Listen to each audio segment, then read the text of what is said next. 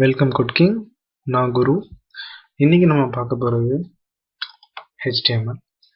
HTML பற்றி தெரிஞ்சதுக்கு முன்னாடி உங்களுக்கு என்ன பேசிக் கம்ப்யூட்டர் நாலேஜ் தேவை அப்படின்றத நான் சொல்கிறேன். சிம்பிளாக ஒரு கம்ப்யூட்டர் ஆக்சஸ் பண்ணுற அளவுக்கு உங்களுக்கு தெரிஞ்சிருந்தாலே போதும். எல்லாருமே நம்ம ஃபேஸ்புக், ட்விட்டர், கூகுள், அப்புறம் ஜிமெயில் அப்படின்றது எல்லாருமே வந்து யூஸ் பண்ணிகிட்ருக்கோம். ஸோ அந்த அளவுக்கு ஆக்சஸ் பண்ணுற அளவுக்கு நாலேஜ் இருந்தாலே போதும், HTML வந்து நம்ம ஈஸியாக தெரிஞ்சுக்கலாம். ஸோ இந்த வீடியோவில் நம்ம HTML பற்றி தெரிஞ்சுக்க போகிறோம். HTML என்னென்ன இருக்குது அப்படின்றத பார்ப்போம். ஸோ ஃபஸ்ட்டு HTML இன்ட்ரடக்ஷன் பற்றி தெரிஞ்சுக்க போகிறோம். நெக்ஸ்ட்டு HTML வெர்ஷன் பற்றி தெரிஞ்சுக்க போகிறோம். HTML ஸ்ட்ரக்சர் பற்றி தெரிஞ்சுக்க போகிறோம். என்ன மாதிரி எடிட்டர்ஸ் வந்து HTML யூஸ் பண்ணுறோம் அப்படின்றத தெரிஞ்சுக்க போகிறோம். Okay, HTML introduction. So HTML வந்து ஹைப்பர்டெக்ஸ்ட் மார்க்அப் லாங்குவேஜ் அப்படின்றத சொல்கிறாங்க.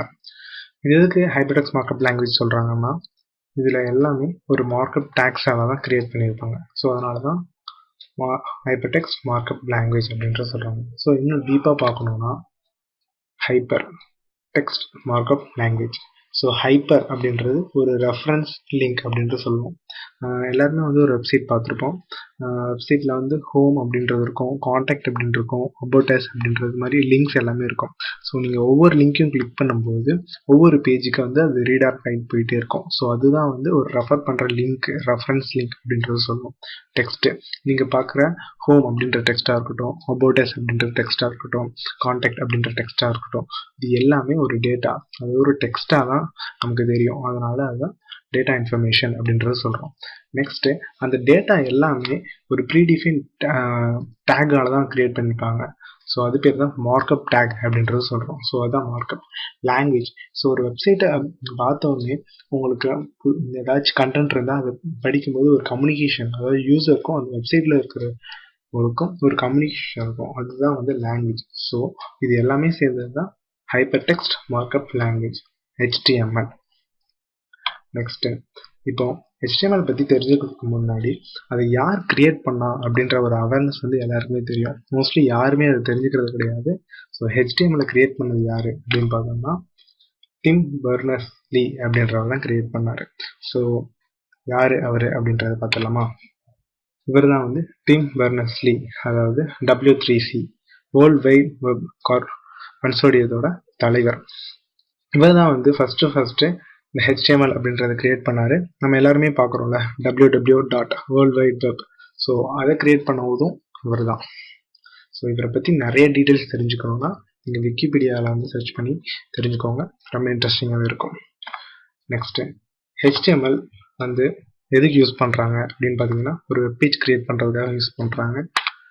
ஸோ இப்போ இருக்க கரண்ட் டெக்னாலஜியில் HTML5யும் CSS3யும் ரொம்ப இம்பார்ட்டண்ட்டாக வந்து வெப் டெக்னாலஜியில் இருக்குது. ஸோ இந்த கிளாஸஸ் எல்லாமே வந்து HTML5 வச்சு பேஸ் பண்ணி தான் இருக்கும். ஸோ அதுக்கு முன்னாடி HTML என்ன மாதிரி டேக்ஸ் இருக்குது அப்படின்றது தெரிஞ்சுக்கணும்.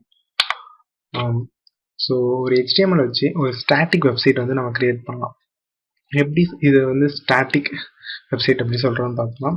ஸோ ரெண்டு விதமான வெப்சைட்ஸ் இருக்குது. ஒன்று ஸ்டாட்டிக் வெப்சைட் இருக்குது, இன்னொன்று வந்து டைனமிக் வெப்சைட் அப்படின்றது இருக்குது. ஸ்டாட்டிக் வெப்சைட் வந்து பியூராக HTML டேக்ஸ் மட்டுமே வச்சு கிரியேட் பண்ணுறதா வந்து ஸ்டாட்டிக் வெப்சைட். ஸோ டைனமிக் வெப்சைட்ன்றது ஒரு டேட்டாபேஸ் டிசைன் அப்படின்றத வச்சு கிரியேட் பண்ணதாக இருக்கட்டும், ஒரு லாங்குவேஜ், அதுக்குன்னு தனியாக லாங்குவேஜ் இருக்குது டைனமிக் வெப்சைட் கிரியேட் பண்ணுறது. ஃபார் எக்ஸாம்பிள் வந்து PHP, .NET, JSP இதெல்லாம் வச்சு கிரியேட் பண்ணுறதா வந்து டைனமிக் வெப்சைட். ஸோ ஸ்டாட்டிக்காக ஒரு வெப்சைட்னா full and full HTML tags மட்டுமே வச்சு கிரியேட் பண்ணுறதா ஸ்டாட்டிக் வெப்சைட் அப்படின்றத சொல்லுவாங்க. நெக்ஸ்ட்டு நம்மளோட ப்ரௌசர் இருக்குல்ல, நம்ம ப்ரௌசர் வந்து டேக்ஸ் எதுவுமே வந்து டிஸ்பிளே பண்ணாது. ஃபார் எக்ஸாம்பிள் ஒரு பேராகிராஃப் வச்சுக்கணும்னா அதுக்கு P அப்படின்ற ஒரு டேக் இருக்கும், ஹெட்டர் வச்சுக்கணும்னா H1 அப்படின்ற ஒரு டேக் இருக்கும். அந்த டேக் எதுவுமே ப்ரௌசரில் வந்து டிஸ்பிளே ஆகாது. அதுக்கு பதிலாக அதில் என்ன கண்டென்ட் இருக்கோ அந்த கண்டென்ட்டை ரெண்டர் பண்ணி தான் நம்மளோட பேஜில் வந்து அந்த ப்ரௌசர் வந்து காமிக்கும். ஸோ அதுதான் எப்போவுமே HTML டேக்ஸ்ன்றது ப்ரௌசரில் டிஸ்பிளே ஆகவே ஆகாது. ஸோ இப்போ ஒரு HTML பேஜ் கிரியேட் பண்ணுறோன்னா அதை சேவ் பண்ணணும். சேவ் பண்ணும்போது எப்படி சேவ் பண்ணுவோம்னா .html இல்லைனா .htm அப்படின்னு சேவ் பண்ணுவோம். ஸோ அதை தான் வந்து ஃபைல் எக்ஸ்டென்ஷன்ஸ் அப்படின்றது சொல்கிறாங்க. ஸோ எப்போவுமே வந்து ஒரு பேஜ் HTML பேஜ் கிரியேட் பண்ணுறோன்னா சேவ் பண்ணும்போது .html அப்படின்னு சொல்லி தான் சேவ் பண்ணணும். நெக்ஸ்ட் வந்து HTMLோட வெர்ஷன்ஸ் அப்படின்றத பார்க்க போகிறோம். HTML வெர்ஷன்ஸ் வந்து 1991 தான் வந்து HTML அப்படின்றது வந்து வந்தது. அப்புறம் 95ல 2.0 அப்படின்றது ரிலீஸ் ஆயிடுச்சு. 97ல 3.2 ரிலீஸ் ஆயிடுச்சு. 1999ல 4.01 ரிலீஸ் ஆயிடுச்சு. 2000ல HTML அப்படின்றது ரிலீஸ் ஆயிடுச்சு. இப்போ கரண்டாக 2014ல HTML5 ரிலீஸ் ஆயிருக்கு. ஸோ ஆல்ரெடி நான் சொன்னது தான், இந்த வீடியோ ஃபுல்லாகவே HTML5 பேஸ் பண்ணி தான் பண்ண போகிறோம். ஸோ அதுக்கு முன்னாடி HTML டேக்ஸ் என்ன இருக்குன்றது தெரிஞ்சுக்கலாம். நெக்ஸ்ட் நம்ம பார்க்க போகிறது HTMLோட ஸ்ட்ரக்சர். ஒரு HTML பேஜை எப்படி ஸ்டெப் பை ஸ்டெப்பாக எழுதுறது அப்படின்றது தான் பார்க்க போகிறோம். என்னோட ஃபர்ஸ்ட் டேக்கே இதுதான், டாக்டைப் HTML. இது எதுக்கு யூஸ் பண்ணுறோம் அப்படின்னு பார்த்தோம்னா, என்னோட டாக்குமெண்ட் வந்து ஒரு HTML5 டாக்குமெண்ட் அப்படின்றத டிஃபைன் பண்ணுறது தான் யூஸ் பண்ணுறோம். என்னோட பேஜில் டாப்பில் இது போடுறதால என்ன நடக்கும்னா, HTML5 இன்ட்ரடியூஸ் பண்ணியிருக்க நியூ டேக்ஸ் எல்லாமே வந்து சப்போர்ட் ஆகும். ஸோ அதுக்காக தான் டாக்டைப் HTML வந்து நம்ம யூஸ் பண்ணுறோம். நெக்ஸ்ட்டு ரொம்ப இம்பார்ட்டண்டான டேக் வந்து HTML. இது எதுக்கு யூஸ் பண்ணுறோம்னா, இந்த பேஜில் இருக்க கண்டென்ட் எல்லாமே HTML அப்படின்றத ப்ரௌசருக்கு டிஃபைன் பண்ணுறதுக்காக தான் நாம இதை போடுறோம். இதுக்குள்ள தான் வந்து என்னோட ஹெட் டேக்காக இருக்கட்டும், என்னோட பாடி டேக்காக இருக்கட்டும், ரெண்டுமே வந்து இதுக்குள்ள தான் டிஃபைன் பண்ணுவோம். Next head take. ஸோ இந்த ஹெட் டேக் வந்து எதுக்கு யூஸ் பண்ணுறோம்? மோஸ்ட்லி வந்து ஹெட் டேக் வந்து சர்ச் இன்ஜின் ஆப்டிமைசேஷனுக்காக யூஸ் பண்ணுவாங்க. நம்ம எல்லாமே கூகுள் யூஸ் பண்ணியிருப்போம். கூகுளில் போயிட்டு ஏதாச்சும் ஒரு கீவேர்டை வந்து போட்டு சர்ச் பண்ணும்போது நிறைய ரிசல்ட்ஸ் கிடைக்கும். அந்த ரிசல்ட்ஸ் எல்லாமே ஒரு மெட்டா இன்ஃபர்மேஷன் தான் இருக்கும். ஃபார் எக்ஸாம்பிள், என்னோட பேஜில் என்ன மாதிரி கீவேர்ட்ஸ் வரணும், என்ன மாதிரி டிஸ்கிரிப்ஷன் வரணும், என்ன மாதிரி டைட்டில் வரணும் அப்படின்றதுக்கு யூஸ் பண்ணுறாங்க.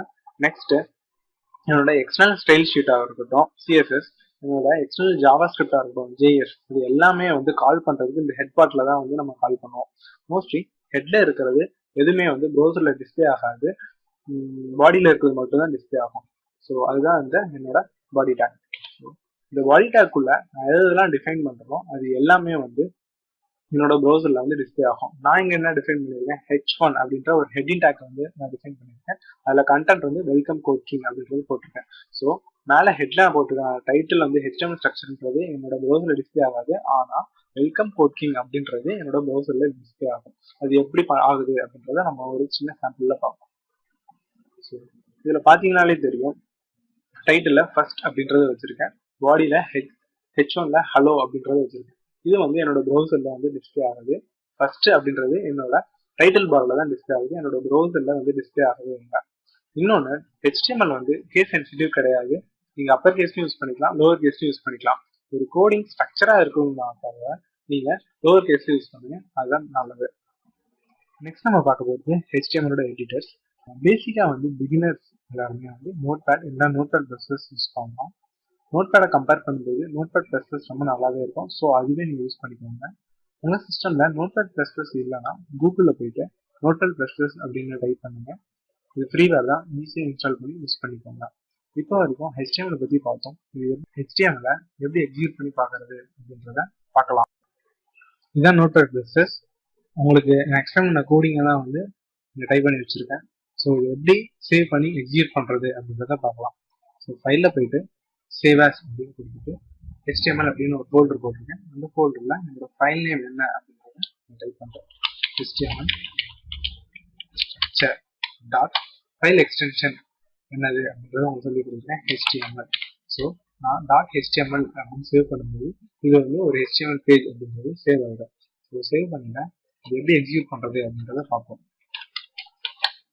இதுதான் HTML ஸ்ட்ரக்சர் அப்படின்றது சேவ் ஆகிடுச்சு. என்னோட டிஃபால்ட் ப்ரௌசரோட ஐக்கானில் சேவ் ஆகிடுச்சு. நீங்கள் என்ன டிஃபால்ட் ப்ரௌசர் வந்து சேவ் பண்ணி வச்சுருக்கீங்களோ அந்த ஐக்கானோட தான் HTML வந்து சேவ் ஆகும். இப்போ ரன் பண்ணி பார்ப்போம்.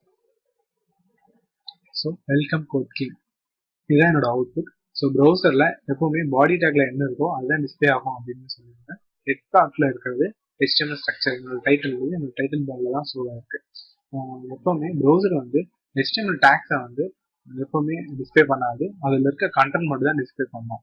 உங்களுக்கு HTMLோட டேக்ஸ் எல்லாமே வியூ பண்ணி பார்க்கணும்னா ப்ரௌசரில் ரைட் கிளிக் பண்ணி வியூ பேஜ் சோர்ஸ் அப்படின்ற ஒரு ஆப்ஷன் இருக்கும். அதை நீங்கள் கிளிக் பண்ணி பார்த்தீங்கன்னாலே தெரியும். ஸோ என்னோட HTML ஸ்ட்ரக்சர் அப்படின்ற என்னோட டைட்டில் வந்து என்னோட டைட்டில் பார்லையும் வெல்கம் கோர்க்கிங் அப்படின்ற என்னோட ஹெட்டிங் பார்ட் அப்படின்றது என்னோட ப்ரௌசர்லையும் எனக்கு டிஸ்பிளே ஆகுது.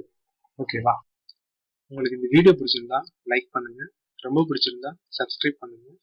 உங்களுக்கு ஏதாவது டவுட்டோ இல்லை சஜஷனும் இருந்தால் கமெண்ட் பண்ணுங்க. தேங்க்ஸ் ஃபார் வாட்சிங். Have a nice day.